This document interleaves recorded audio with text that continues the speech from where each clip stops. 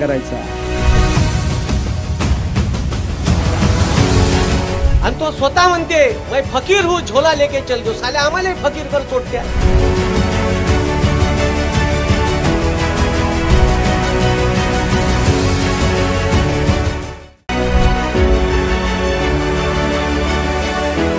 एवढ्याची कुस्ती घेण्याला खेळायची ज्याच्यात कुवत नाही त्यांनी कुस्तीची गोष्ट सांगावी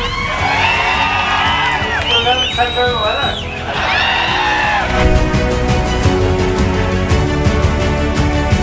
अगर किसी परिवार को अमीर बनाना है तो उसके बच्चे को अच्छी एजुकेशन दे दो, शानदार एजुकेशन दे दो, अगली पीढ़ी से अमीर बन जाएगा।